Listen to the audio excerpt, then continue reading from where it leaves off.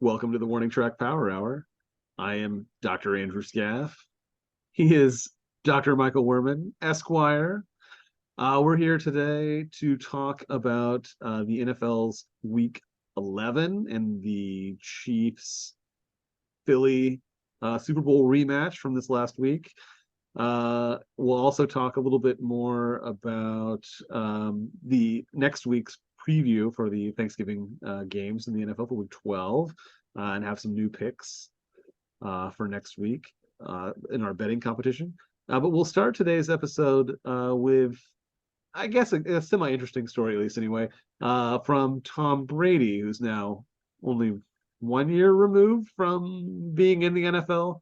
Mike, I guess you've Less than not that. read this article or heard the I quote. only I only read the headline and I didn't end up reading it today. The quotes were kind of interesting. I wanted to maybe read these quotes to you and see what your thoughts are on this. Is Tom Brady, has he become like a curmudgeonly old, old veteran, retired veteran, or does he have a point? Maybe that's what. I would couldn't he be both? Which is Yes, it could be. which That could be your result. That could be your answer here. Okay. maybe what I think. Yeah, because The quote is, I think there's a lot of mediocrity in today's NFL. I don't see the excellence that I saw in the past. I think the coaching isn't as good as it was. I don't think the development of young players is as good as it was. The rules have allowed a lot of bad habits to get into the actual performance of the game. So I just think the product, in my opinion, is less than what it's been. End quote. hmm. I actually disagree. I would disagree with that. I think I don't know if the coaching is worse or better. I couldn't really. In the 1 year, first Yeah, of all. is this just this year? Or is it like since he started, maybe? I guess he's going back 10, 15 years, probably at least, Right. if not 20 plus. Um, I would say there are in some ways there are a lot of bad teams, Yeah. but I guess maybe I think there are fewer really, really terrible teams In the in past or now.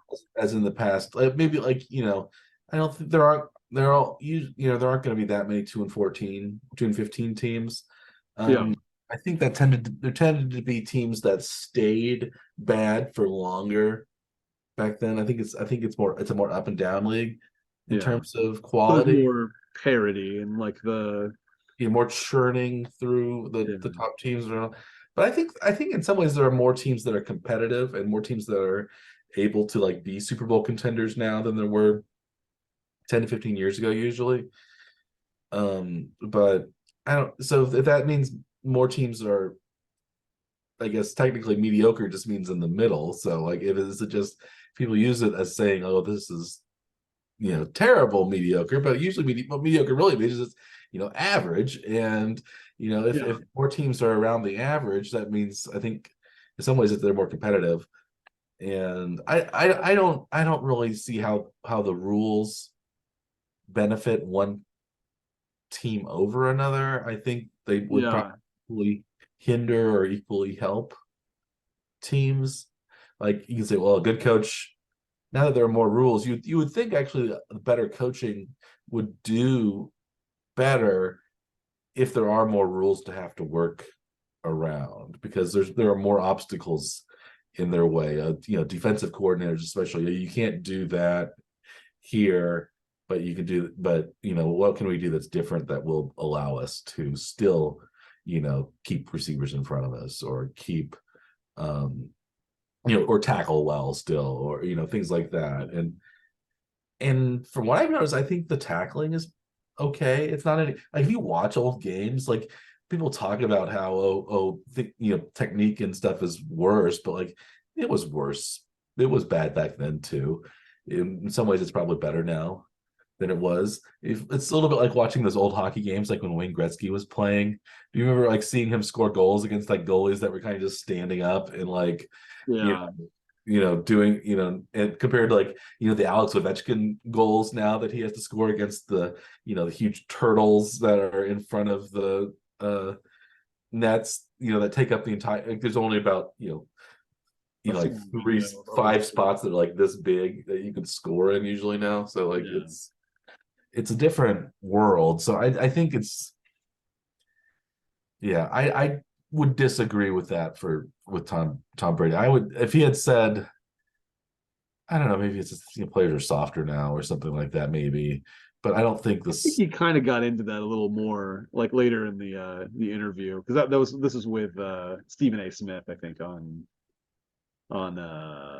his Stephen A. Smith's YouTube show. Apparently, was what I these. think the skill is good. I think there are more, some ways, more good quarterbacks than there have been for a while now. I think than when Brady was playing. But I Yeah, think quarterback play is more important now. So maybe that's also maybe well, what Brady is a little bit upset about. yeah. Well, and a lot of like I mean, like if you're saying that the league is, if, it sounds like in some of this article that he goes on, makes it sound like the league is softer than it was, and part of that is actually his specific fault because Yeah, we many don't want to hurt Tom Brady, rules were so that's why changed to we have. protect the quarterbacks as the quarterback salaries skyrocketed. Yeah, The league is having to make more of an effort to make sure that they protect some of that well, yeah, investments that the teams and are making, in the particular position. I mean, nobody wants to spend hundreds of millions of dollars on a guy that's going to get destroyed back there. But also, the team should, spend more money to try to protect that guy too, not just yeah. spend all the money on the quarterback and then Well, yeah, not a couple of the rules are invest where directly they want to. related to Brady, like the going low on the quarterback. That's basically stemmed from when the Chiefs, it was Bernard Pollard, injured Brady like in the first game of the season, and then of course led to Matt Castle doing okay, and then the Chiefs taking Matt Castle. So Yes. in some ways, it hurt the Chiefs in the long run probably a lot more than it hurt uh, New England. Yeah. New England didn't make In the the long. playoffs that year. They were 11-5 and still didn't make the playoffs that year, which is a little crazy. Um, Maybe having the extra playoff team maybe makes it a little more like you have a worse team that makes the playoffs than normally would. Yeah. But I think the NFL is. We've talked about this before on here. I think the NFL should expand and they should be 40 teams is the number that makes sense if you want to keep divisional alignments basically the way they are. Four Mm. teams in a division, same number of teams in each conference. You know, you could do, four European teams and four other teams in, Other rest of the world rest teams. of the world, or, Canada, Mexico, or and then maybe two in the United States or something. There still are locations, I think, in the US that could do with another Yeah. football team. I think, there's a lot of cities that, don't have professional football that could, Yeah. San Antonio or, Portland, these, teams, and team places that would have rivals. Nashville, I guess Nashville has one, but I don't know if Memphis or is big enough for Louisville or those places. St. Louis could have a team again. St. Louis probably.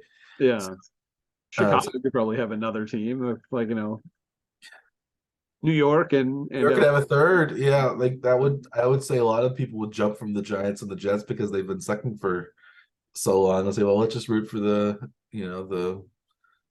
uh Knickerbockers or whatever we're gonna call, whatever we might call the new team or something. Yeah, so Toronto, like maybe we'll move into Canada. Uh yeah.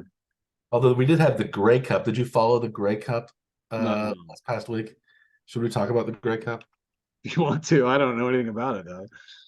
Um the Montreal Alouettes defeated the Winnipeg Blue Bombers 28-24 in the Grey Cup. That was on Sunday, November 19th as well. Um, Hmm. yes, and the Alouettes won that game. I'm gonna see if we can recognize any of the players on the Alouettes or the Blue Bombers. Do you know how many teams there are in the CFL right now? Not a clue. I think there are 9 teams. Um, yeah, they aren't. Odd number. Yeah, I think there are only 9. I think one team. Um, I don't know if they folded or not. Yeah, there are 9 teams right now. There's only one Rough Riders. I think now there used to be 2 Rough Riders. So Uh, we have the Hamilton Tiger Cats, Montreal Alouettes, Ottawa Red Blacks. I think they were the Rough Riders at one point, and the Toronto Argonauts, of course, probably the most famous. yeah. And then we have the BC Lions, Calgary Stampeders, Edmonton Elks, Saskatchewan Rough Riders, Winnipeg Blue Bombers. There is a new team that is coming, and that is how there's going to be one of the Atlantic provinces, either in Halifax, Nova Scotia, or Moncton, New Brunswick. That is the Atlantic Schooners, but maybe it's not going to come. It was supposedly sometime in the 2020s. It's supposed to start, but I think they're maybe it fell through to have that 10th team, because there are 5 teams in the West and 4 in the East. And for a while, I don't know if you remember that there were several CFL teams in the United States in the mid 90s. Yeah.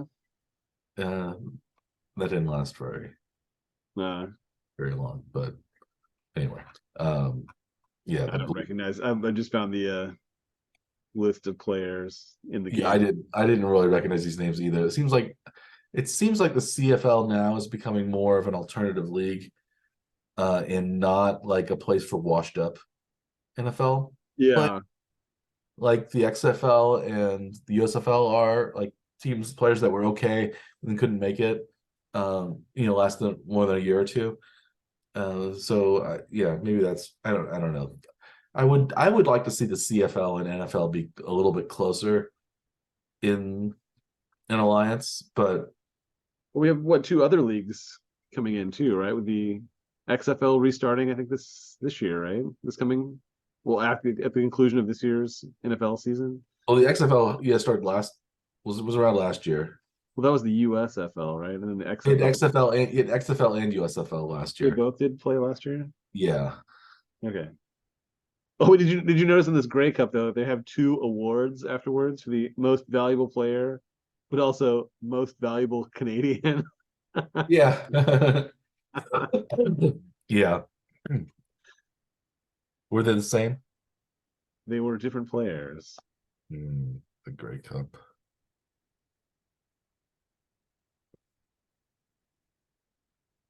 Yeah. Yeah, the Alouettes had a Tyson comeback. Philpott was most valuable Canadian. Cody Fajardo was the most valuable player, but it's player and Canadian, not Canadian player, but most valuable Canadian. Is that player? You think it should be player and Canadian player? I think so. So it doesn't have anything to do with players. Yeah, just more about It's unrelated to the game. It's just the most valuable Canadian. That's true. Maybe just be yeah. I it's a technicality. I think you can call him on.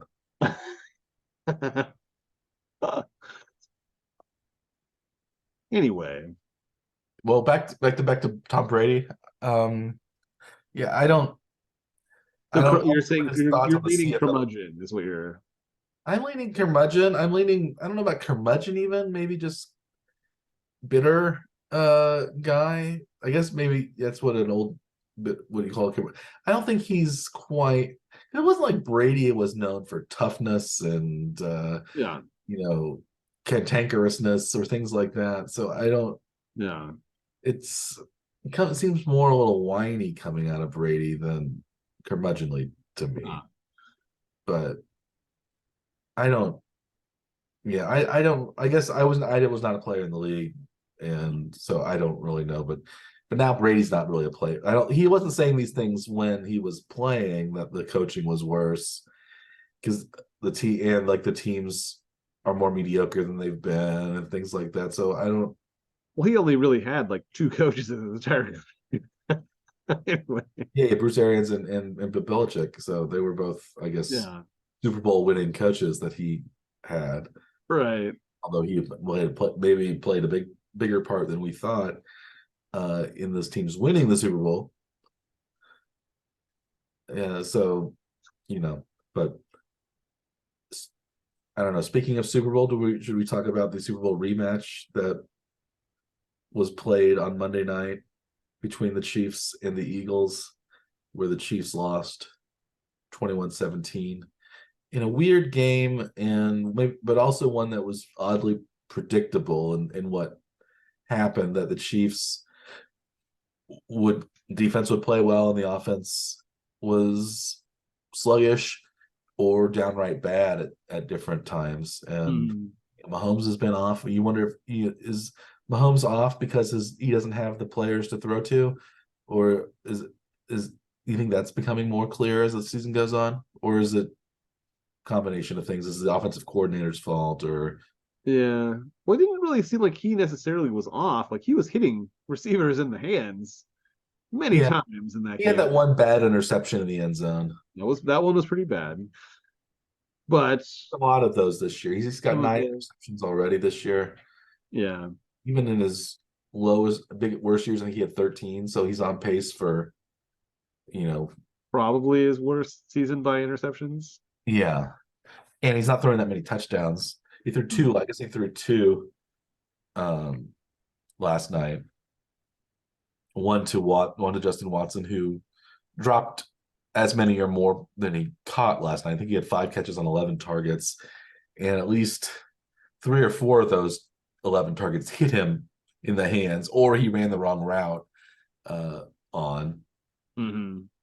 Yeah, And because he turned inside on one that Mahomes clearly thought he was going the and other Andy Reid thought the same thing. You could tell by his reaction that that was with not. the covering his face with, Yeah, with the menu essentially, right? yeah. So and yeah, there were drops. Marquez Valdez Scantling maybe had an egregious drop, and all he also kind of got turned around on one and ran a bad route Mm. on a long pass. So like the Chiefs had couple long passes that should have connected, Mm-hmm. and they should have. I think they should have won that game rather easily. Mm. Something is wrong with the offense.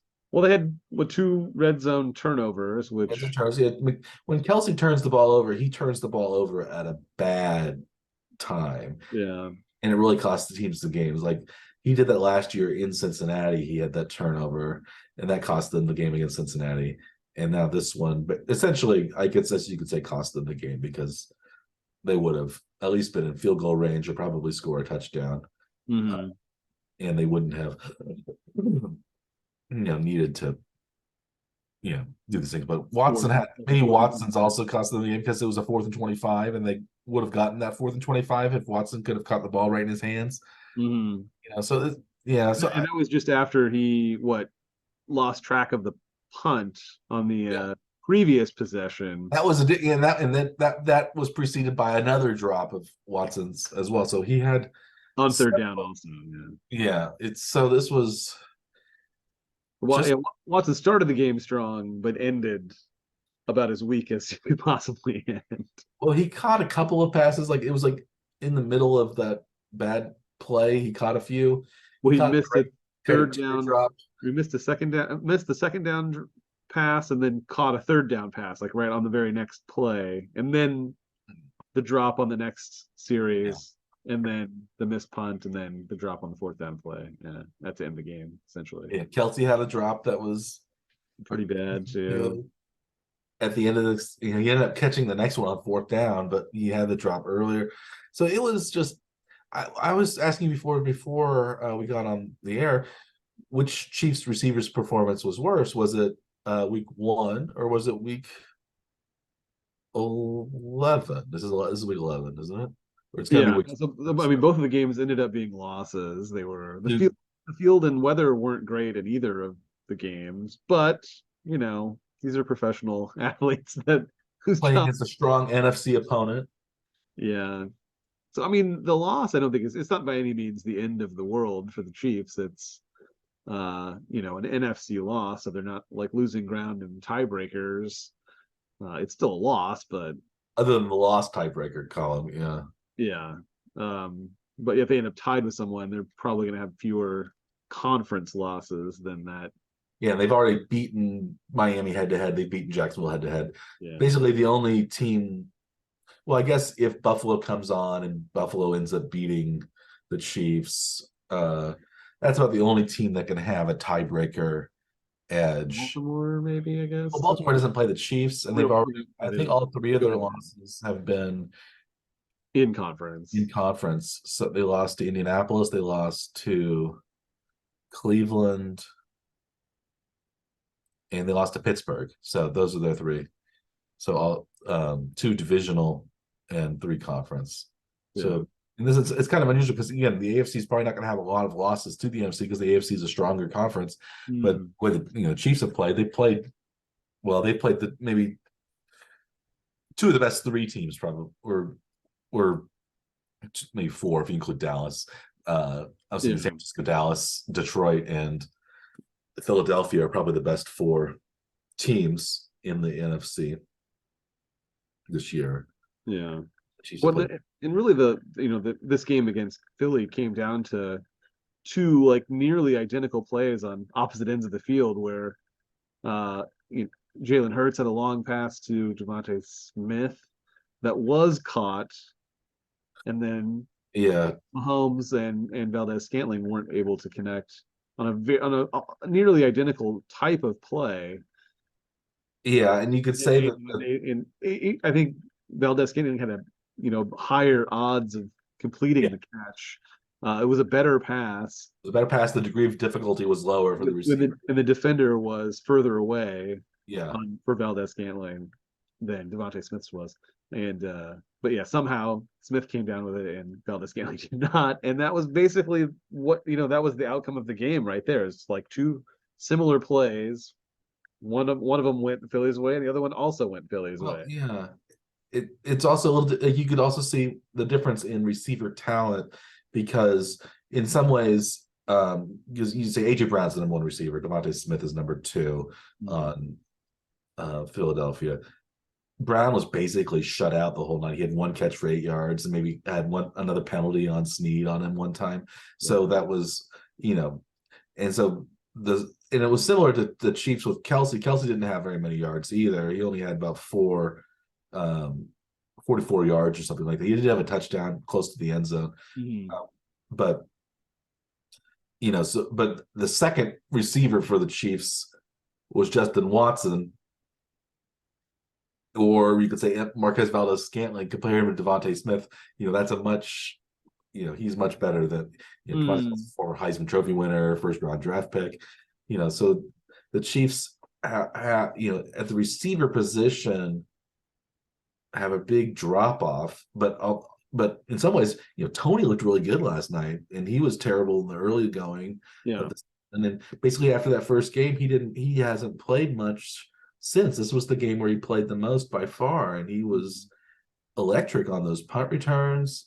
Mm. Looked good on some running plays. He's, you know, Hardman didn't see much action either. It seemed like although he Couple of plays, but not Hardman really. No. hurt his thumb though. I think early on Yeah. could have cost Yeah. the Chiefs. But like the Sky Moore basically hasn't played much since his early problems, and but for some reason Watson and Valdez Scantling keep seeing the field. Rashee Rice has been pretty good, but doesn't. So I don't know what the. Well, Rasheed Rice had a couple of catches kind of early in the game, and then wasn't, I don't think, thrown to again after maybe the half even. It's the same thing happened in the Miami game. He had a touchdown and I think 4 catches in the first half, none in the second half, and of course the Chiefs didn't score. They haven't scored points in the last 3 second halves that they played, and And only 13 points in the two games before that even. So it's been a long drought. the NFL's lowest scoring second half team was shown quite a bit on the broadcast on Hmm. Monday. So what's the Chiefs' problem, do you think?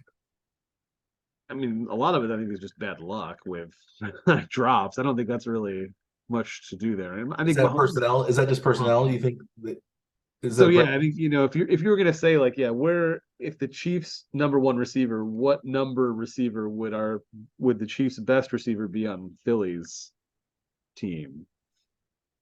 Because Valdez Scantling is probably W wide receiver one, right?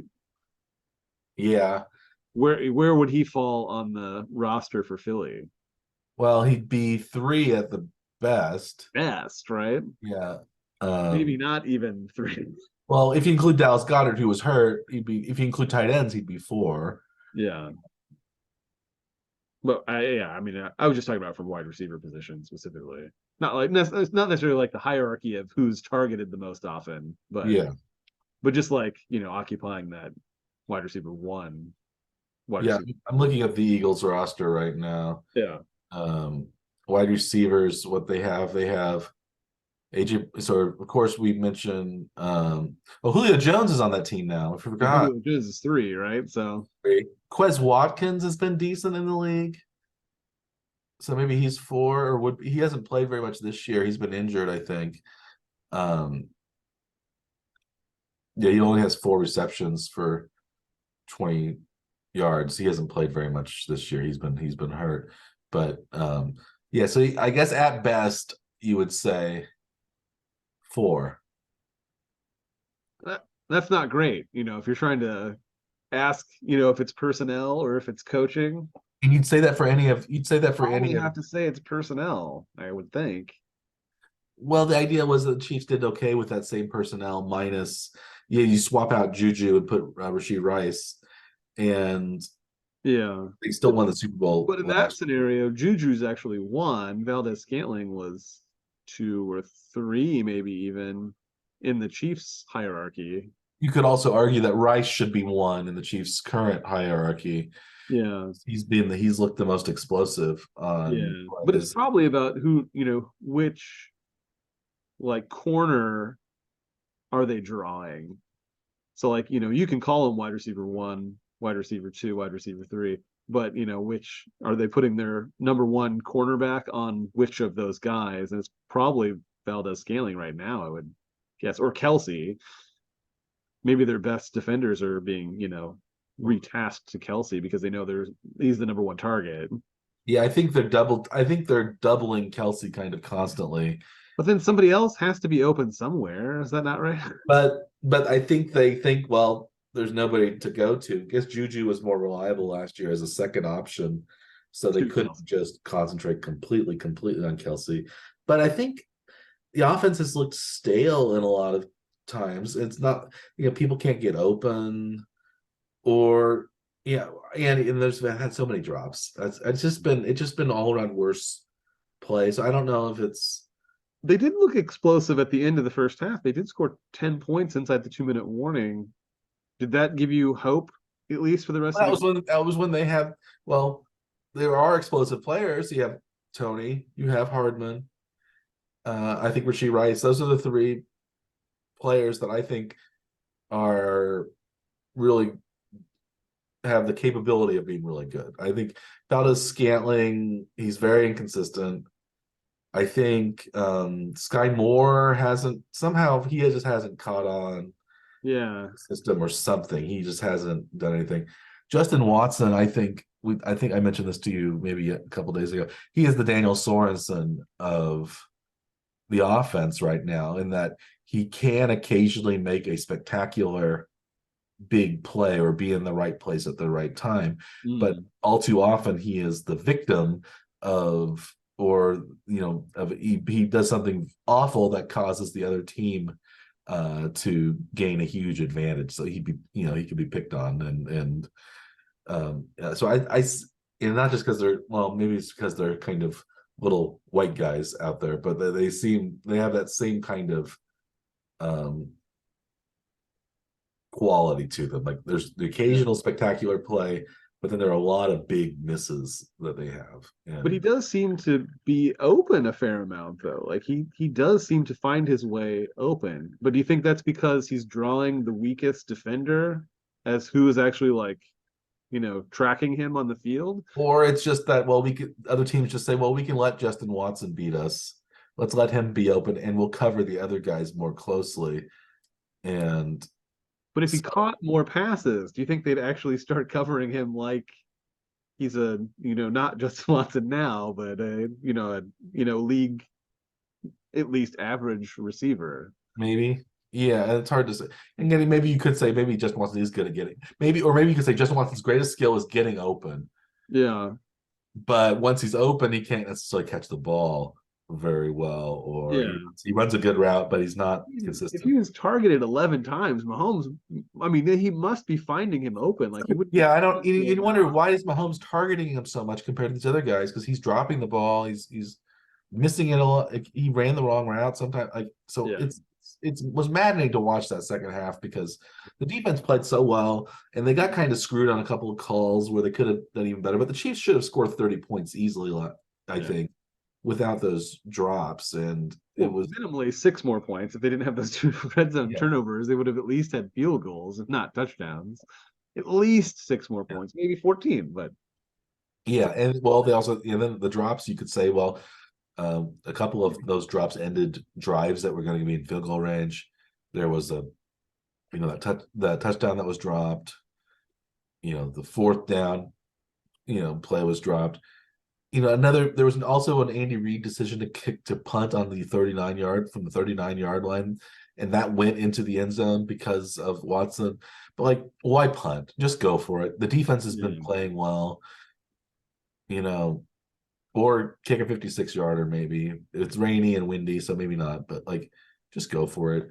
I yeah. think again, Mahomes, he played at times brilliantly, I thought last night.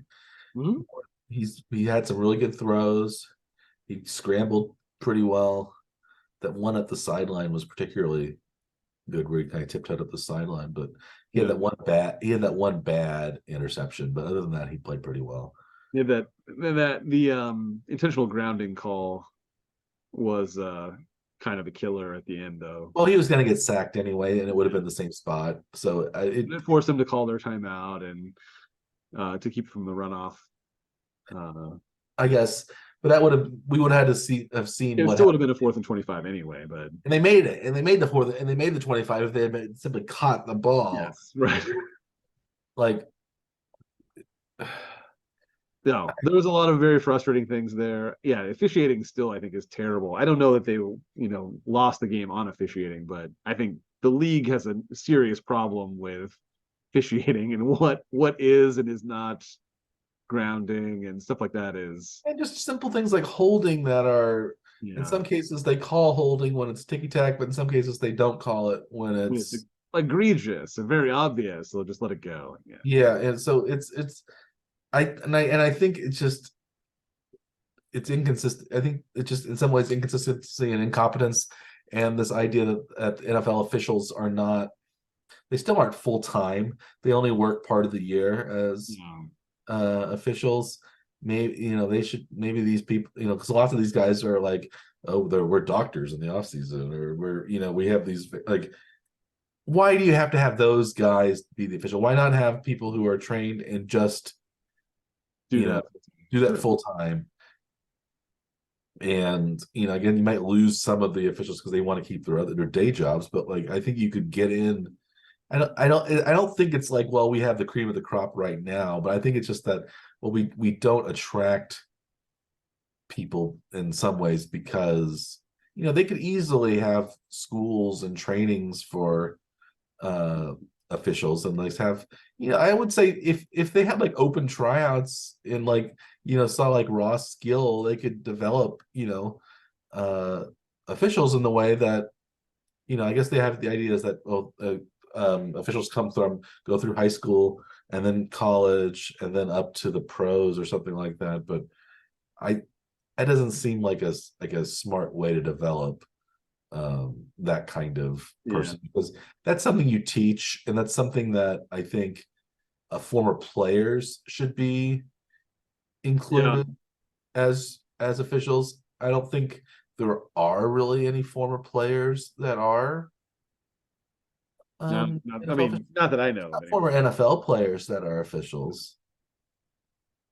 which I think is a little strange. And that's that way in baseball too and stuff like that. Why aren't there more people who have played like at a high level who you would think would, they're analysts and things like that. So if they can understand the rules and things like that, why or be managers, why can't they be officials? Maybe it's just that people think of them as cops, so they don't want to go from one side to the other. Maybe, I don't know. But it would make the league better if there were more, Yeah. like the rules would be interpreted in a more, sense making Yeah, quality because you to could it. say like, well, this shouldn't be a penalty because there's no way he could have held up on this because physically what each player is capable of and what they're not, or like or maybe you could spot like the tells a little bit better than somebody like if you had played defensive back, you'd probably or wide receiver, you'd probably be able to call it better. But maybe they think it's an issue of bias or something. Like you played for these teams before, you're going to call. But that's Well, that another that thing. may be. Maybe there actually is some kind of like unwritten rule about that because of potential bias. But But then I've you also wouldn't schedule them to play games against your yeah. former team or your former rivals. But officials are from places that have teams too that they probably grew up watching there's some Right. head referee from Philadelphia. Of course, he might be a little on the side of the Eagles if he plays, or It a was guy the from team of Kansas his City would youth. be on the Chiefs side. So like I think I read an article, I heard something about they thought, well, that there is hometown bias on the part of officials already in the league. Yeah. So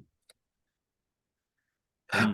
I don't know. Do we any other Chiefs stuff? I think I don't want to keep Well, continue to. are you worried about him now, or do you think it's the same as it was before, or I was worried about them for several before? weeks now. Yeah. I think it's the same as it was. I think in So your some ways panic I'm less level is still worried. is where. Well, I'm in some ways, ironically, I'm a little less worried about them this week than I was last week because I know they can compete with the best team. The Eagles are one of the best teams in the league, top five at least, maybe the best team, and the Chiefs should have beaten them had they had normal play from the wide receiver position. So yeah, so it's one of those things where even a bad game, they still only barely lose to a really good team. It was at home, but the conditions weren't great, and there were all these other, other circumstances that Taylor Swift was not there. That's probably had an effect. Yeah, I still think the Chiefs should be much better than they are. So that's the problem. But I think they can still compete and possibly win the Super Bowl. But they should be a team that because they have Patrick Mahomes and they should have couple receivers that are decent. And if they have that, they have an advantage over every team. And now they have a good defense. So like they Yeah, should be head and shoulders above the league. yeah. But so panic level, say a 5 point scale, one being the lowest level of panic, five being the most panicked. Where are you right now? I'm a two or a three, somewhere in that range. Um, and because I think they'll make the playoffs, but I'm not sure how far they'll go if they keep relying. Again, you have to keep if you keep relying on your defense to win games, you're not going to win as many games as if you rely on your offense to win games. Yeah, And I liked it better when the Chiefs had an offense and no defense than a defense and no offense. yeah, And there's less of a reason the Chiefs should have no offense yeah, because they have a guy who's the best player at his position in the league, yeah, maybe at any position in the league, depending on the way you slice it. yeah, But yeah, it's the defense has been really great. I think Spagnuolo, in some ways, Spags has kind of. It seems like he's got the team that he wanted, that could play the way he wanted, and before that, he didn't quite have those pieces. Like it's like he is one of those people that seems like he doesn't scheme for the players he has; he schemes for the players he wants. yeah, And now he has, and the players he has he wanted, so he's really good with those guys. Like maybe he was with the Giants when they beat Tom Brady in the Super Bowl and stuff. So um yeah, I how about you? Where would you rate on the 1 to 5 worry scale?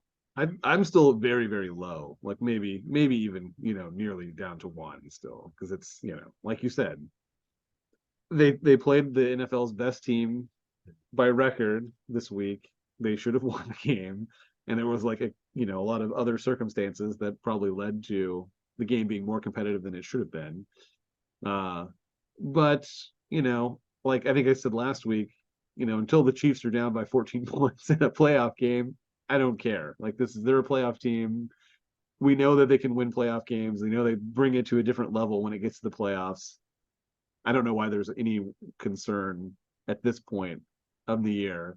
I guess you just think it has to come to an end at some point, Yeah, and you think, well, the offense is at least going to be good, and it hasn't been good, and yeah. But it hasn't no been. points in the second half, and that's like it's supposed to be like that's when Mahomes shines. It's the second half when it really counts, but now it's But I think Mahomes is fine. Like he's still making accurate passes. They're like on the hands of his receivers who just are not catching the ball. And I don't think there's anything else he can do. Just as long as he doesn't change his mentality or start to be afraid of throwing the ball because he doesn't think his receivers are going to catch it, then it becomes riskier and like his chance of injury is going to go up. that's true. But in some ways, when he scrambles, he's even more effective than when he's been throwing, especially this year that he's been throwing it. Yeah, He's been getting, he gets first downs most of the time when he scrambles. He yeah, does it at the right time. Pacheco, they can say, well, they're going to run the ball more. Pacheco's been really good on the ground. yeah. You They know, did kind of like get away from the run as the game went on. well, they got away from throwing it to Everything. the good players, and they also got away from running it. They just said, well, let's just chuck it to MVS a lot, and we'll throw it to Justin Watson a lot. Yeah. Or yeah, I just didn't Yeah. I think understand. just take what you get and what they give you and then go from there. But And maybe they're just saying, well, we don't want to because we think we were going to play the Philadelphia Eagles in the Super Bowl next. We don't want to show them anything else, that I and think that I think is a factor. I think that's too much of a factor because I don't know if it really matters. Yeah. As I guess the corn dog play did fool them, but like if you can just beat a team easily by We playing. haven't seen anything like that fun like that this year. Yet. Have we seen any of those crazy No, I think that was a lot of that was bien. I think a lot of that was Bieniemy. Yeah. Bieniemy liked the old timey stuff. He liked. Yeah. I don't know if Nagy does all of that Yeah. because I think Reed is busy with things. I don't know. I don't know if Nagy's the researcher that Bieniemy was. Maybe that's why maybe the season's been a little tougher to watch is because it lacks that fun element that That we're just kind of missing. pizzazz, that extra zing. Yeah. Yeah, maybe that's why this season seems more of a struggle than before. It's like maybe they aren't having quite as much fun. Well, they aren't scoring as many points, so It is fun to score a lot of points, and they're not and when doing you score more points, you can kind of do crazier things because you're scoring points, right. and you aren't like saying, well, we're going to score 30 points this game, so we could try whatever because even if we screw this up, we'll still score 30 points. But now Yeah, we're only going to be able to score 24 points this game. We need to get all those points, or else we're only going to score 17 points this game. We might not win the game, and yeah, that's what that's where we are right now. yeah. You want to talk about it on a better note? You want to talk about our picks, our locks of the week? We both Yes, ended up doing better than the Chiefs. We were each 2-1, I believe. and neither of This us bet on the Chiefs either. neither of us bet on the Chiefs. Locks. Well, we did bet on the Chiefs on the Like big this. board, but we got swept Yeah, out. You were at least got the under right on that game. I was thinking it was gonna be over, and in some ways it probably should have been over had the Chiefs. it should have been over. So It ended up sinking us too because I think we both had a chance to end up positive on the big board had the Chiefs won uncovered, but yeah, they're both being negative this time. But in our locks, our locks were still. Were you've above 500 now? I've stayed above 500. How about you want to talk about your first lock of the week, Dr. Scav? What sure. would you Yeah, what do you want to do? Do we want to get the losses out of the way, or what's your preferred way to do it? Or just go in the order we did? well, you You can want get the losses out of the loss out of the way. That's yeah. good. My first pick was that was the loss anyway. It was I had Seattle -1 at the Rams, and that ended up going the other way. The Rams ended up winning by 1 point in a very boring uh, game that I think was a late field goal too, wasn't it? That Yeah, gave the Rams the yeah, win. yeah. It So I was a think late the field Rams ended goal. up winning 17-16. I needed Seattle to win by a point, by more than a point. So I and then, or Seattle had a chance to kick a field goal and it missed. That was it. That's what it was. Yeah, that was a game actually that I bet, and I ended up getting it right that way on the big board. I went against your lock. It's your fault, is what you're saying. So it is my fault. You willed it to happen. Yeah, I guess I just don't, because I don't Thanks, trust Mike. Seattle on the road in a divisional game as Uh, much. So that was part of it. But yeah, I would. But that was that I could have gone either way. That was very close. My loss was also very close. It hinged on a drop not dissimilar from Marquez Valdez Scantling's drop. That was ooh, yeah. uh It was brought down into the knee, and then the ball went. Quentin Johnston's Yeah. drop against it was the Chargers. They were favored by 3 points. They lost to Green Bay on the road. I think they lost by three. Had they scored a touchdown though at the last drive, they would have kicked an extra point probably and won by four and covered. So that was a big loss. They should have, they have no. The Chargers are really, in some ways, one of those teams that's on paper is almost as good as the Chiefs, but doesn't ever seem to play up to their potential. So, and that's been the way probably the last 20 years for the Chargers. It seems like they're, oftentimes the leaders in the off season. It seems like they're going to be the prediction is to win the AFC West. In the last couple of years, since the Chiefs have won it so many times, they haven't been. But that was frequent when the Chargers were picked to win. But they Find Nick ways to lose and find ways to lose. Nick Bosa now Joey Bosa is hurt.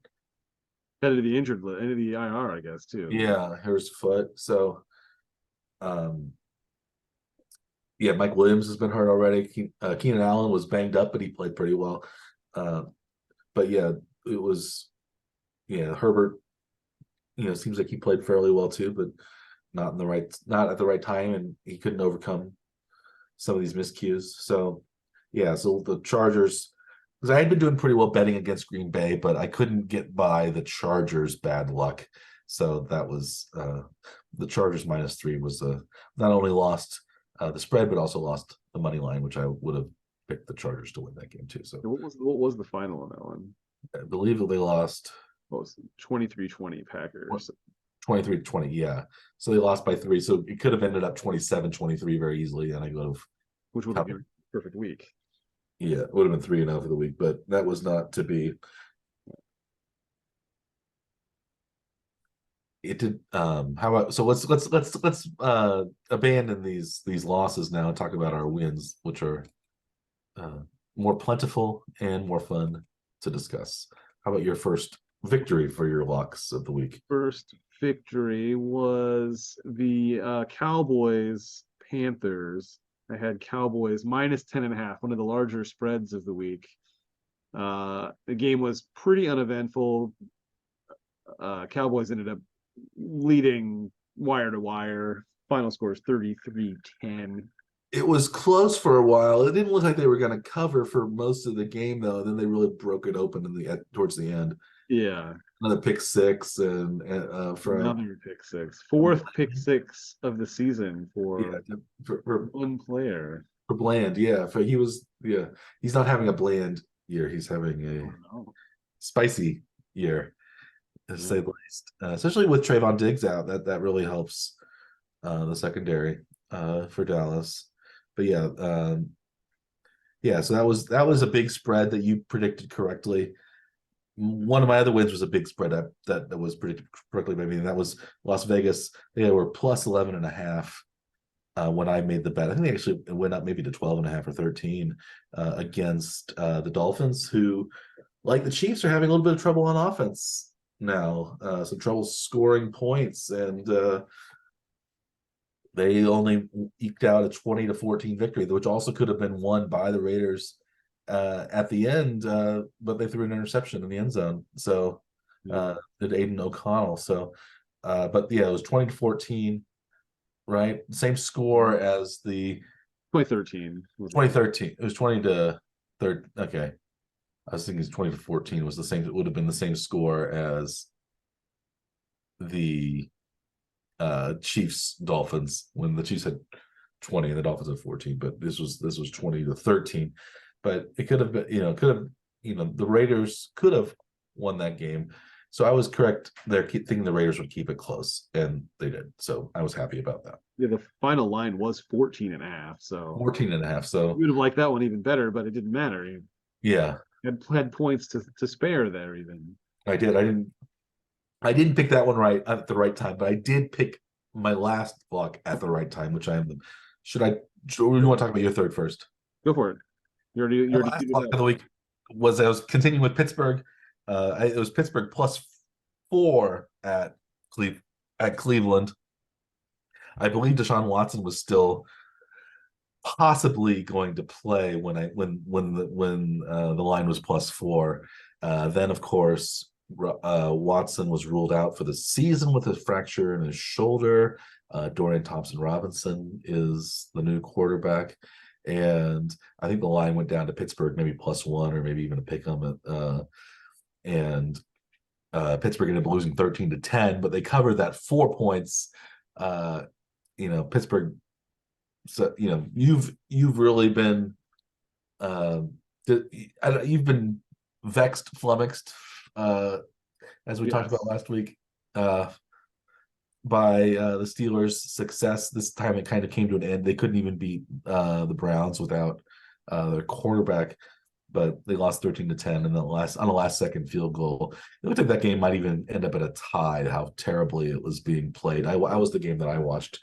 I was in Pittsburgh, so I watched it on TV for the early as one of the early games. But 13-10, but it was +4, so I covered by 1 point in that game. So What made it more frustrating for me, at least on our big board, was the line had moved by the time we locked our lines for our larger betting scheme, and it ended at only +1.5 for Pittsburgh. So we did not cover. I went with Pittsburgh. I'm like if you I did too. Yeah, join them mentality, because I'm tired of losing on Pittsburgh. I bet on Pittsburgh being able to cover that 1.5 point difference, and then lost. yeah. I thought Pittsburgh would cover the 4 with Watson, and then I thought they'd win outright probably without Watson, Yeah. and that didn't end up happening. But I did make the bet at the right time, got the best number for that one. So I was 2-1 on this week. How about your third bet? Even the week ended then with Pittsburgh ended up firing their offensive coordinator too. Canada got fired. Yeah, he had been kind of much maligned in Pittsburgh this year, especially. So they got rid of him. So just this is the second AFC contenders offensive coordinator to be fired in 2 weeks.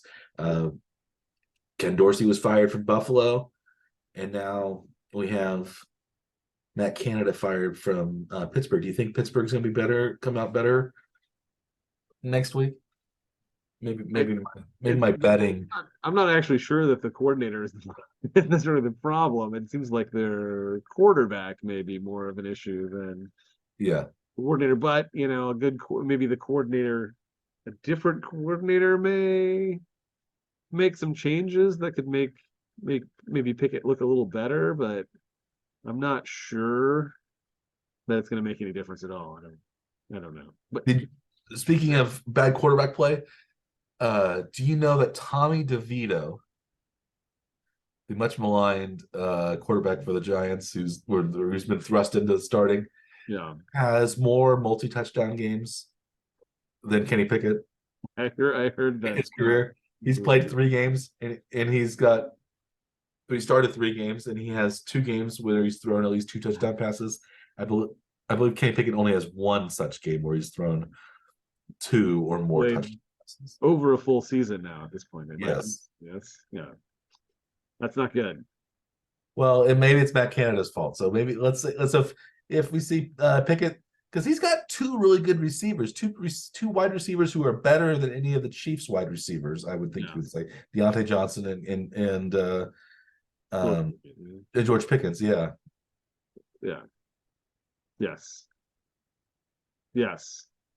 So They should be better, right? If they aren't. and famously George Pickens was available, I believe, when Sky Moore was picked, or they went back.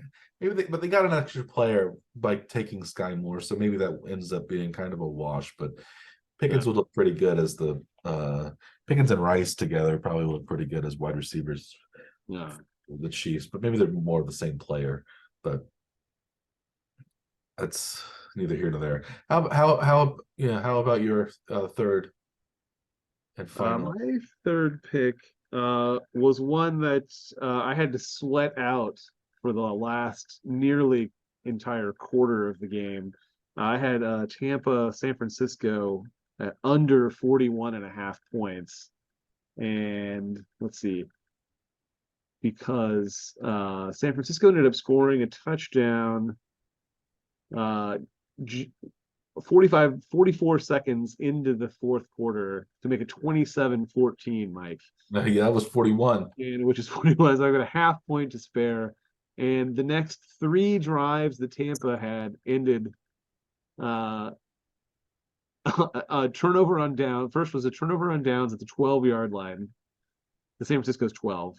Mm-hmm. And then an interception in the end zone, and then turnover on downs like around midfield or so to end That was effectively end the game anyway. So, but having to sweat out the last 14 minutes plus with zero room for error on that one, half point clear of the 41 and a half point under.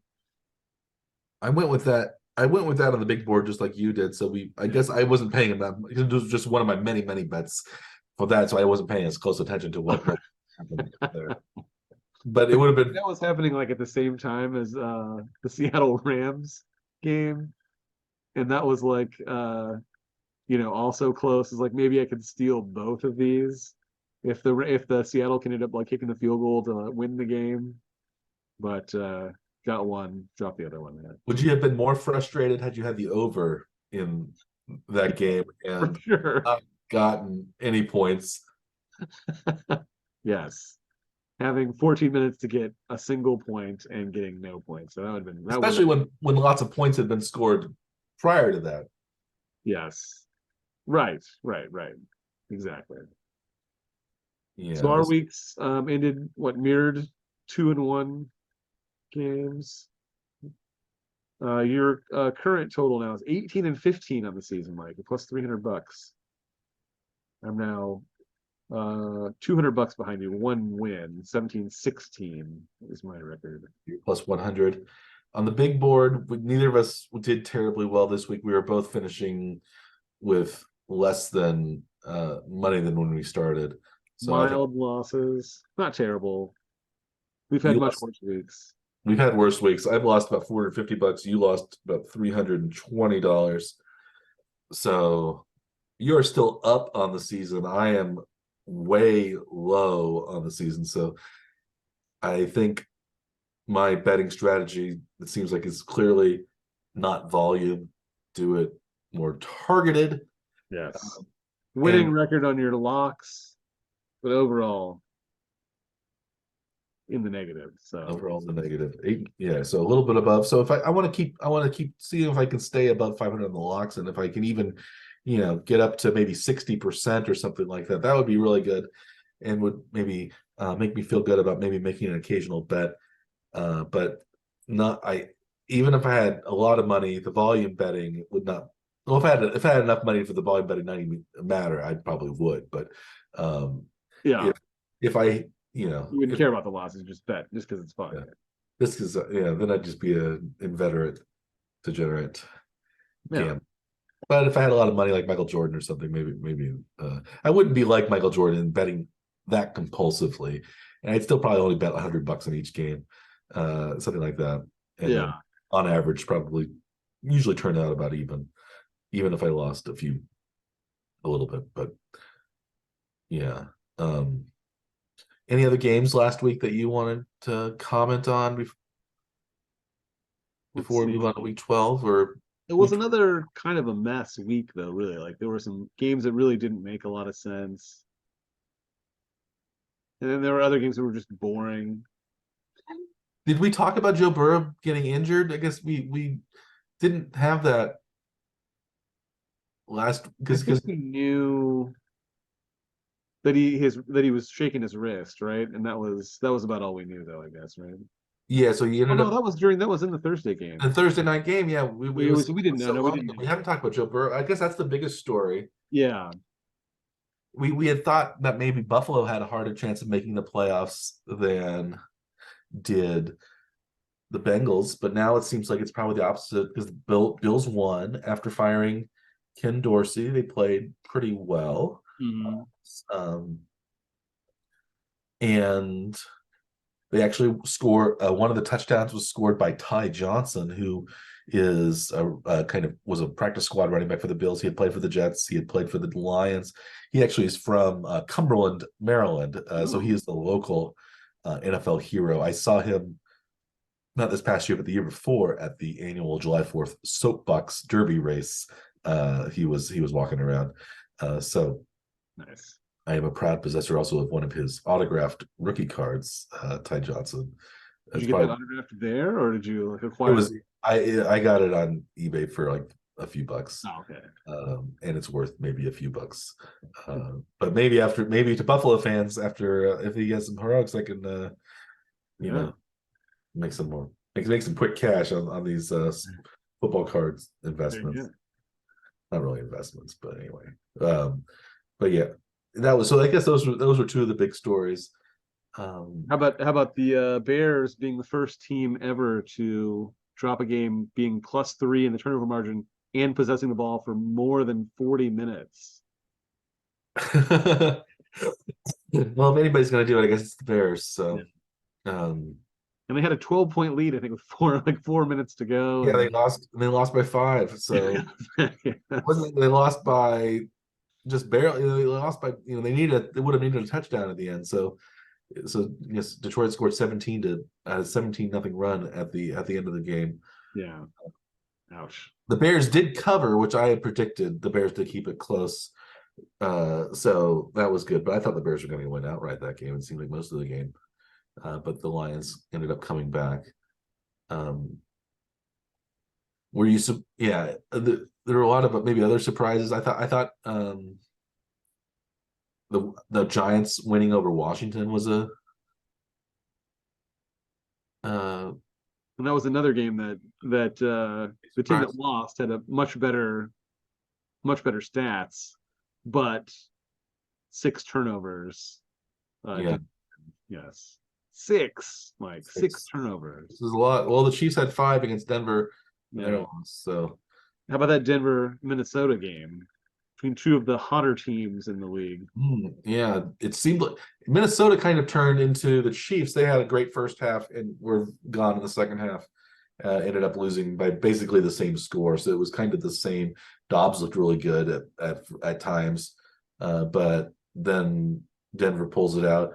But also Denver pulled it out because they had receivers who could catch the ball. Cortland Sutton made that big catch at the end, just like Yeah, Devontae Smith made his big catch at the end. So it was similar in a lot of ways that game, yeah, where maybe the better team didn't win. yeah. You say that about Denver though. They tend to drag the opponents down with them. Into the muck. Yes. Admire. Who knows what's going to happen? Yeah. Speaking of muck, should we talk about the Royals briefly? Yes. And Deep into the muck. The Kansas City Royals. the Royals who may have a third new stadium site at the site of the Kansas Oh, City right. Star Yes. building. Do you think that would be a better place than either of the current options? I think it's a better site than the East Village site because the stadium could actually face downtown on the south side of downtown, which is where the Casey Star building is now. If they situated it so is facing from home plate to center field is north, then the downtown skyline is there. Uh, Yeah.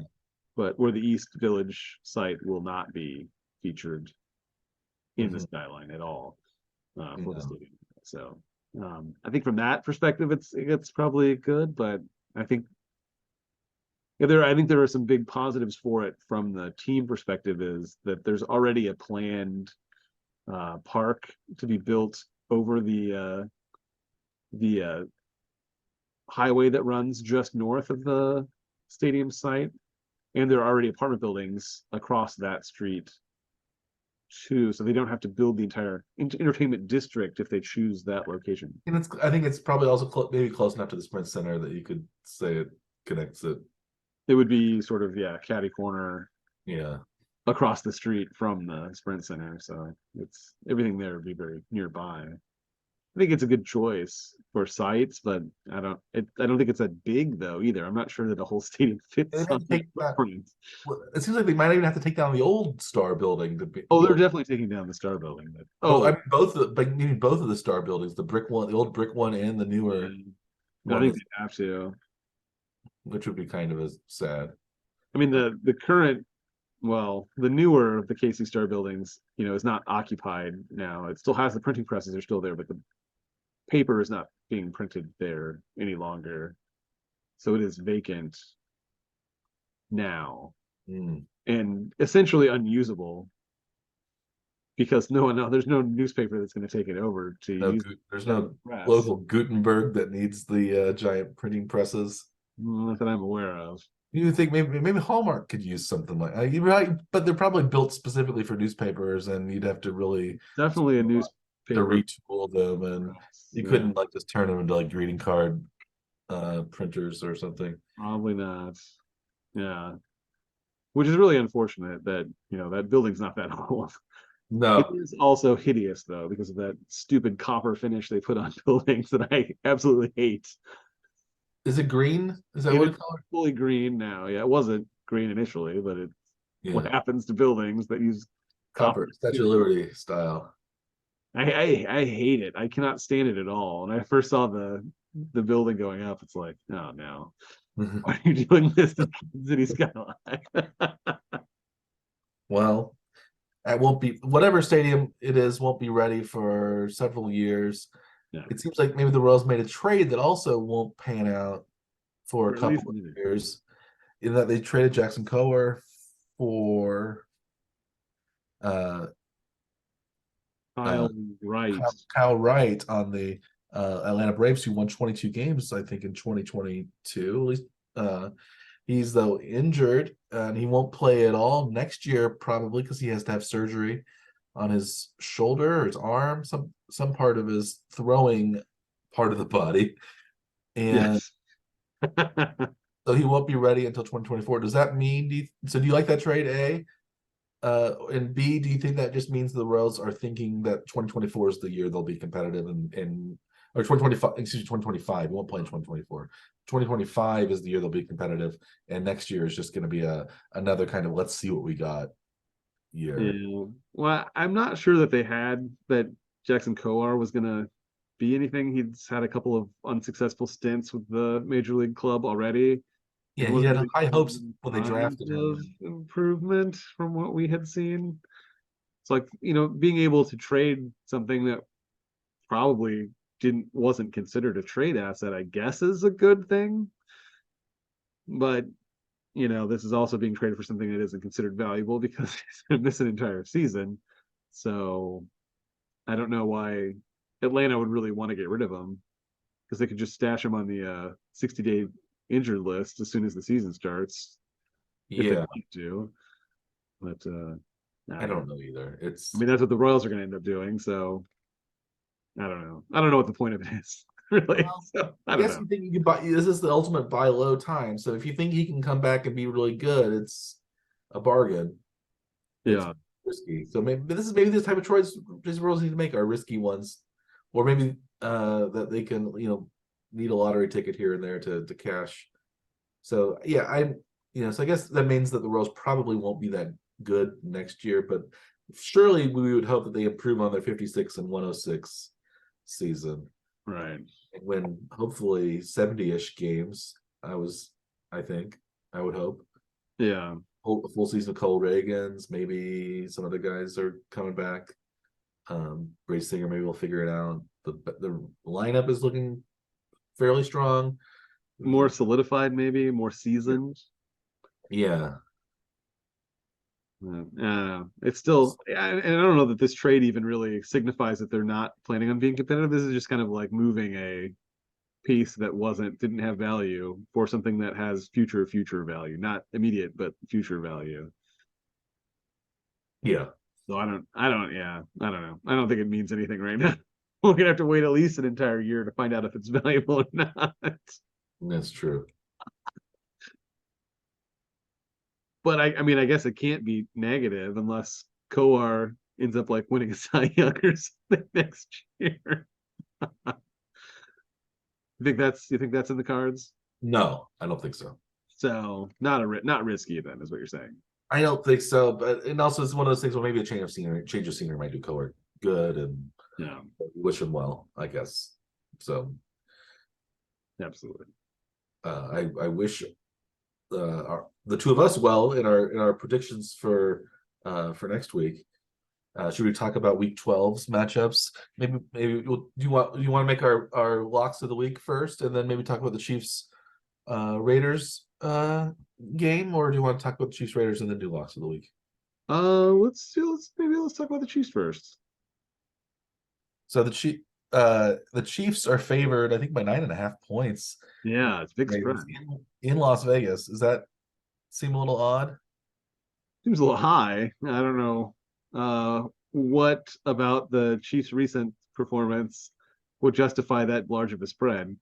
I mean, I still may bet it anyway, but I guess we'll find out.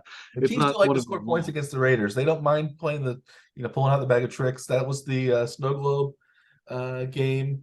They yes. scored a ton of points against the Raiders in Las Vegas last year. It will be essentially a Chiefs home game, probably. So Yeah.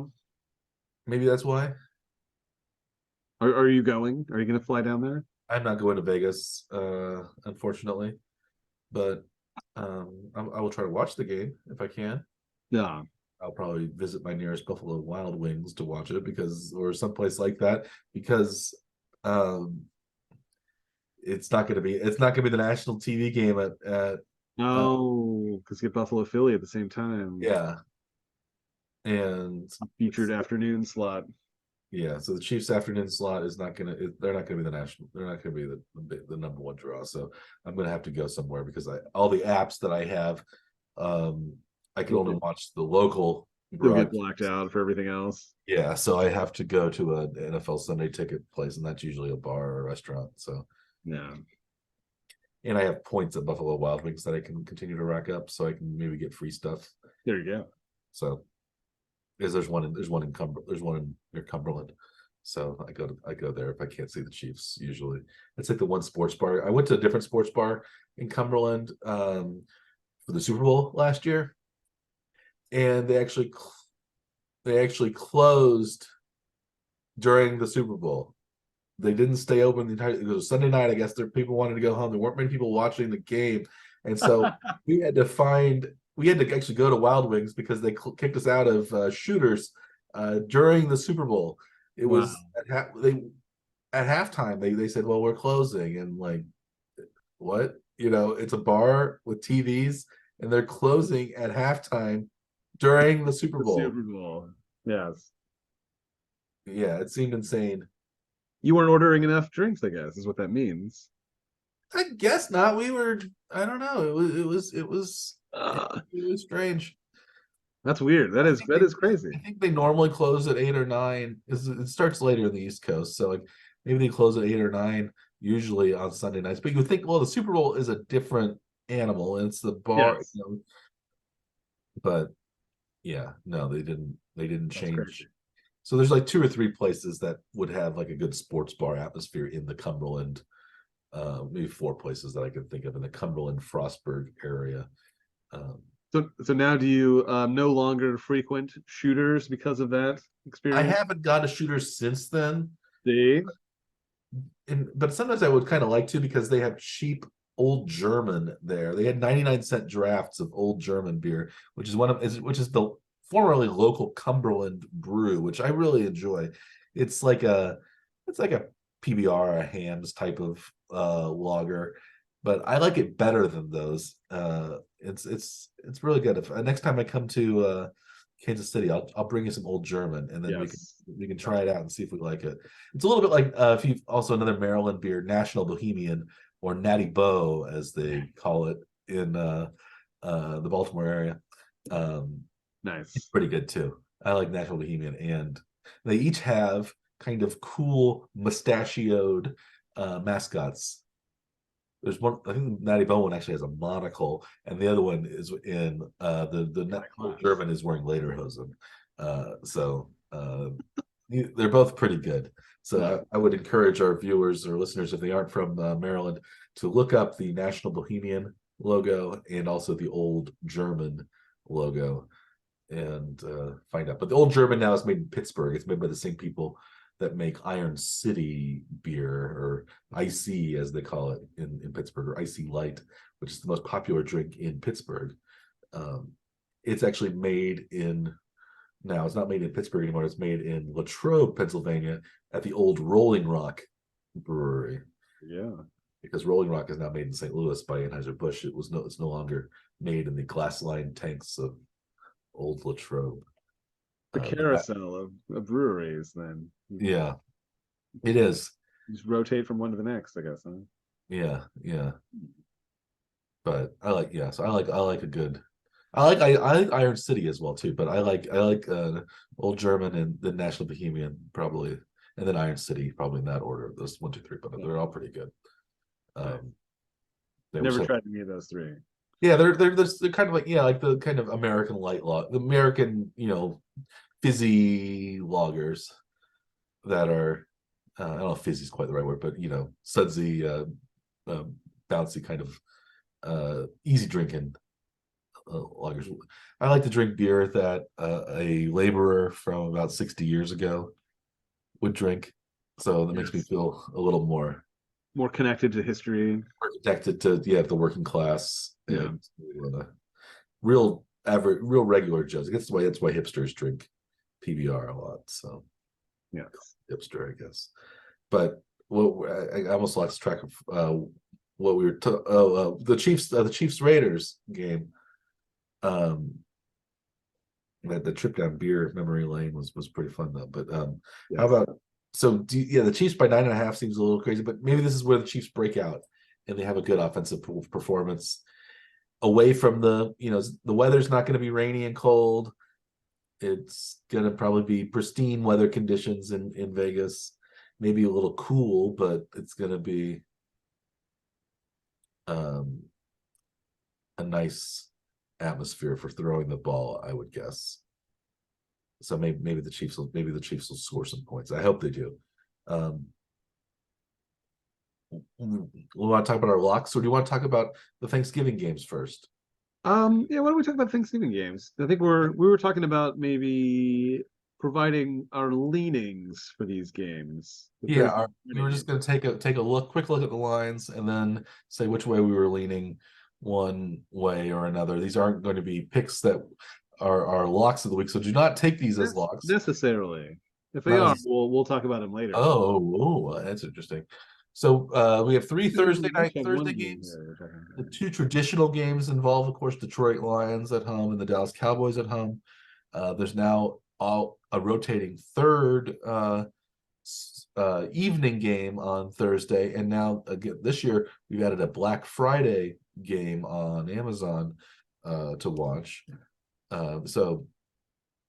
Four matchups.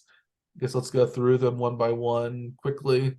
So we have Green Bay at Detroit, a matchup that usually is we think of Thanksgiving. Green Bay is the good team, Detroit's the bad team, but they've switched roles this year, Yep. and Green Bay is 7.5 point road underdogs to Detroit, and the over under is 46.5. Do you like either one of those lines?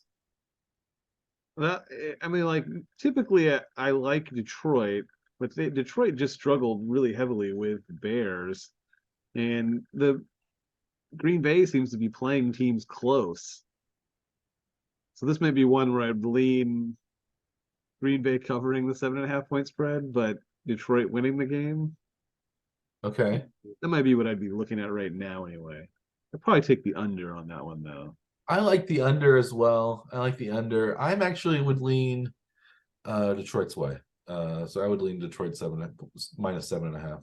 But Covering it and then winning. I'm more of a waffler on the spread. The over under, I like the under more, and it seems like we both like the under. So Yeah. our bigger lean is towards the under. We're kind of as a group, we're undecided uh, on that one. Washington, Dallas. Washington is at Dallas. They're 10.5 point road underdogs to the Cowboys. Who do you like on the spread, Commanders or Cowboys? And it's an over under of 48.5, so even higher over under. That's a pretty high over. Uh, I think Dallas will probably score maybe a lot of points in this game. Maybe defensively again. Maybe Bland will be adding to his record pick sixes for the season. I mean, especially after last week's Commanders turnover fest, and they continue this week. That's true. But that could lead to a lot more points though too. But I mean, I don't think Dallas is gonna have a problem covering the spread. They seem to be beating bad teams handily, Yeah, and probably stick to the under on the over because it's such a high number. I think this time. I would lean the exact same way. I would say I like Dallas minus 10.5. It's a big spread, but I think Dallas seems to cover those big spreads usually. And I also like the under. So I would see like a 31-7 type of game. Yeah, Something like that. Even 31-14 would give us the under yeah, and the spread and the victory. So I think Dallas is going to score at least 30. you would think. So if they keep they would have to keep Washington under 19 to win both the spread. If they score 30 exactly to win both the spread and the over under, they would need to be 30-18 would need to be uh the game. So That seems doable. it seems doable to me as well. How about the late night matchup, the prime time matchup on Thursday night, Thanksgiving night? We have San Francisco at the Seahawks in Seattle. San Francisco, despite being on the road, is favored by 7, and the over under is 43.5. Which way would you be leaning, Dr. Scaff? I'm gonna stick with my Purdy followings from the last, I don't know, season or so. Uh Perfect passer rating last week's game. It's pretty He good. did. And the Chase Young edition on defense, it seems like they're not giving up a lot of points. They have late, especially they were able to hold on against Tampa last week to like keep the under. I think I'd stick with San Francisco -7 and the under again at 43.5. And I like the under, so I think we're all under on these three. So I think we're strong under. I actually like Seattle to keep it close because it's a divisional game. I think it's gonna be hard fought. It's in Seattle. I just think that Seattle could maybe keep it close and maybe even eke out a victory at home when they're not expected to on a Thursday. But I think, I think I would probably pick San Francisco to win, but I think it might be closer than 7. So that's why I would go. But I'm threading the needle there on the I like the under like you money do line. in that one. And then maybe we can talk about the Black Friday game Sure. between the Miami Dolphins and the New York Jets. Miami is favored on the road by 9.5 points, just like the Chiefs are favored on the road by 9.5 points. And the over under is 41 in that game. So it's a lower over under than we might expect from a Miami game, but the Jets have a hard time scoring points. So what do you like? Miami minus 9.5, Jets plus 9.5, or the over under, and the over under is 41.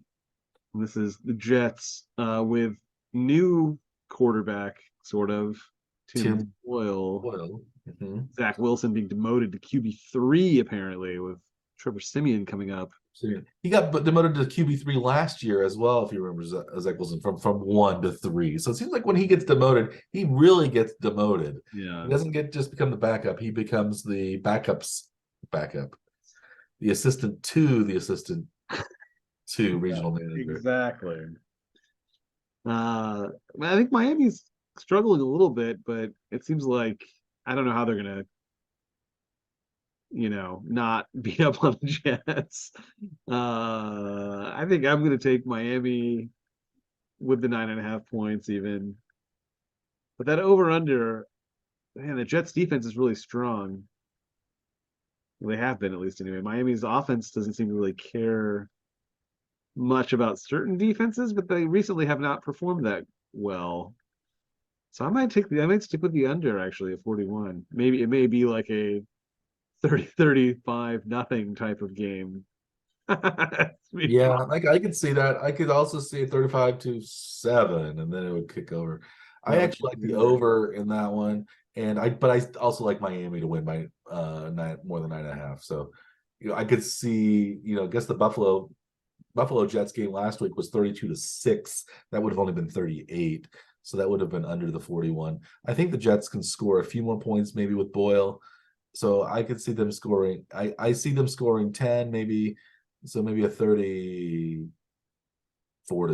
type of game, and that would go over. So for Miami. So I like the over. I'm yeah. I'm much more confident though. I like the Miami minus 9.5. I think Miami's going to kind of they've been struggling. I think they're going to start trying to run up the score Yeah. on the Jets. So I may waffle on that over under some more while I think about this more too, but I think yeah, yes, these are ones that we may switch change our minds as we yeah, make we're picks. not. These are not our final picks, but these are where we're leaning right now. And again, the over unders and the spreads might change between now and later in the week when we actually make our picks. So Yeah. we're not locked into anything else, except we are locked into our locks of the week. Let's talk about our locks of the week. Dr. Scaff, do you want to go first? Sure. My first pick, I've got a game on it's the Sunday night game. Baltimore at the Los Angeles Chargers. Baltimore is favored by 4 points on the road. And it seems like the Chargers have not been playing very well recently. Lots of drops last week, and now Bosa, like you mentioned, is now going to hit the injured reserve.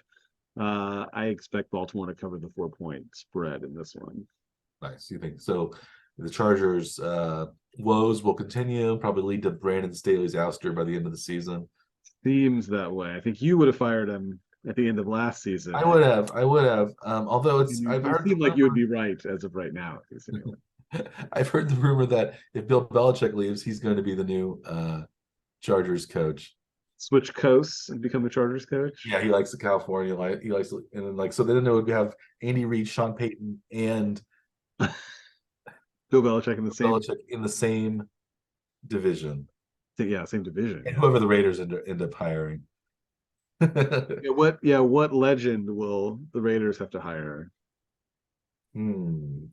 Maybe Bruce Arians would come out of retirement again for that, some sort of some recently active but Super Bowl winning coach. You don't think they're going to try to like draw like a legend out of the booth or out of the analyst box over at ESPN or one of the other major networks? Jimmy Johnson Oh, Jimmy Johnson, Bill or Cowher. a Bill Cower, Yeah, perhaps, that would be that would be something. because that would be like the heaviest coaching division in the league. Yeah, Far, would it not? yeah, or maybe Nick Saban trying to make a return to Ooh. the NFL. Harbaugh's probably headed back to the pros. Harbaugh had some good success in San Francisco, so yeah, that would be interesting. But it would take two really good coaches to be added to the division, and from what it seems like, maybe the Chargers and the Raiders don't always make the best hire. They don't always have the best hiring decisions. So, um, so the Chargers you think are going to not cover against the Ravens, even though it's at home. But as we know, a lot of those Chargers home games are away games, are kind of away games for them because the away teams bring so many fans in. Um, One of those teams that has historically brought a lot of fans to Los Angeles to play the Chargers are the Pittsburgh Steelers, and I'm sticking with the Pittsburgh Steelers in my lock of the week. They're favored by 1.5 points over a Burrowless Cincinnati, a Browning full Cincinnati. It seems like he's going to be there. Although Joe Flacco has been, is he brought in Cleveland? Who is he brought into Cleveland, or is he brought into Cincinnati? I can't. It was one of those. think it was Cleveland. Oh, it was Cleveland. It was not Cincinnati. Cincinnati did not. Okay, I think Flacco may have been. I think they just brought him in for a workout, though. I don't know if they signed him, though. Have they? He does sign with the Browns. Yeah, He but, did. He did but end up signing. Okay. Thompson Robinson is going to start next week. Okay. It could be another Josh Dobbs situation though, where Mm. he comes in if there's an injury or problem. But yeah, I'm going with Pittsburgh -1.5 over Cincinnati. It's at Cincinnati, but I've been really good with betting Pittsburgh, and I think Pittsburgh's going to win. I think they're going to, even if Pickett has been struggling, I think the firing of Canada might have the same result, at least initially, that the firing of Dorsey did for the Bills. When you find somebody who's the fall guy, it doesn't really matter if it's his fault or not. It seems like it's probably more Canada's fault than it was Dorsey's fault, given that I think the Bills' offense was still pretty good usually. Yeah. So I like Pittsburgh -1.5 over Cincinnati. How about your second pick? My second pick, I guess, is your regional Sunday afternoon game, Buffalo at Philly. The line's pretty close on this one. It's 3.5 points to Philly, but the over/under number is pretty high at 48.5. Philly's got a really good defense. Buffalo's defense is all right too. I don't see them getting over the 48.5 points. I'm going to take the under in this game as my second lock of the week. Okay, I like the under there too. My second lock of the week is also with the over under. This is Cleveland Denver. Cleveland at Denver. The over under is 35.5. I think that's a little low. I think the 21-20 score that was between Minnesota and Denver last week is probably more indicative of what's going to happen. Even though Cleveland doesn't have Watson, I think Cleveland will score more points than they did against Pittsburgh, because I think Denver's defense is good, but they're not as good as Pittsburgh's defense. And I think Denver's offense is better than Pittsburgh's offense. So I think I would say maybe a 20, I could even see it as a 21-17, 24-20 type of game. I like Denver to win that game probably, but I think I'm more confident that I think it'll be over 35.5. Yeah. So another game that Denver may win that they don't deserve. Well, Cleveland doesn't deserve a lot of their wins either. So in some ways, I root against Cleveland more than I do any team, simply because they got Deshaun Watson. Yeah. In that kind of skeezy way that they got him. So yeah. Trading a lot and then paying a lot to get a guy that nobody wants, nobody likes. yeah, anything to win, I guess, is what. And then ousting a guy that got him to a playoff run. Yeah, who may lead another team to the playoffs this year, Tampa Bay. Right. All they have to do is win their division, so they just do the best of four lousy teams, and they can, because New Orleans has been struggling so much, and I think Carolina is maybe even worse than we thought, and I think Atlanta is probably about as bad as we thought.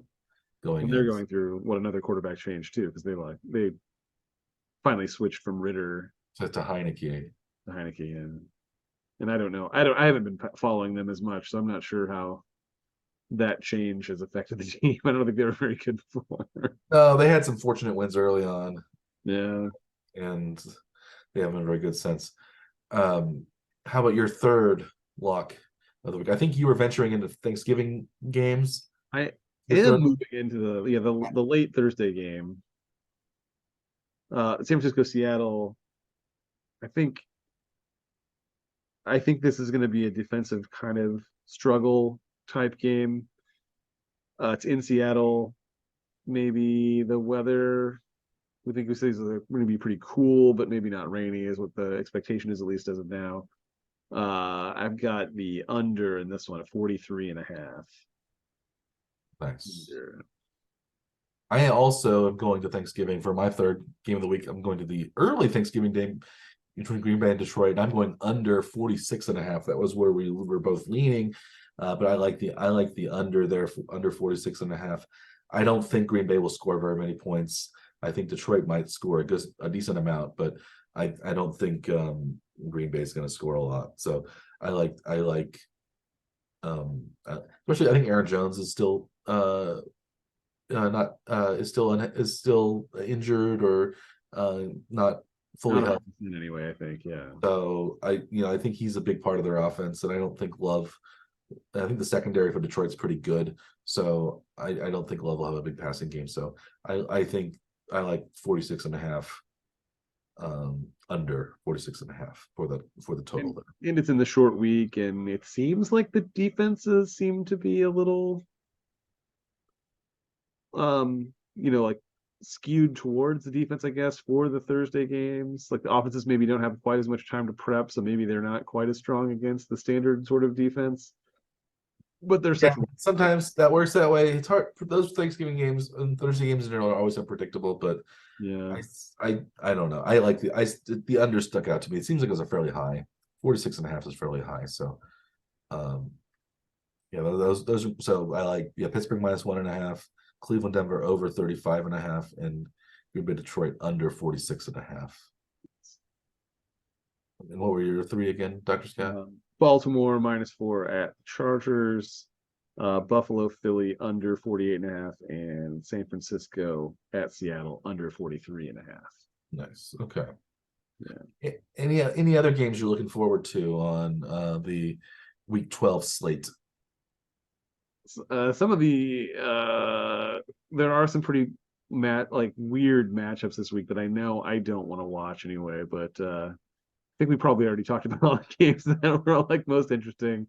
Buffalo, Philadelphia, I think we both think Buffalo, is Philadelphia should be good. I mean, I'm always going to watch the Chiefs no matter what they do. But like the Monday night game, Chicago, Minnesota, I don't know that I even want to watch that. the Baltimore Chargers maybe on Sunday night might be all right. Could be But like yeah, New Orleans, Atlanta, or New England Giants. I think that's Carolina, Tennessee is not going to look great either. New Yeah, Orleans, Atlanta, yeah. I mean, these are games that are going to be tough for us to pick, and Tampa Bay, Indianapolis. they're going to be really randomly distributed, right? For like the what we expect versus what actually Yeah, happens. It's going to it be seems like a bunch there's of not a lot of marquee matchups this week. yeah. I I mean, guess the Jacksonville Houston game, may end up deciding the division. yeah, as a San Francisco Seattle might decide Yeah, division or be important in deciding the division. yeah.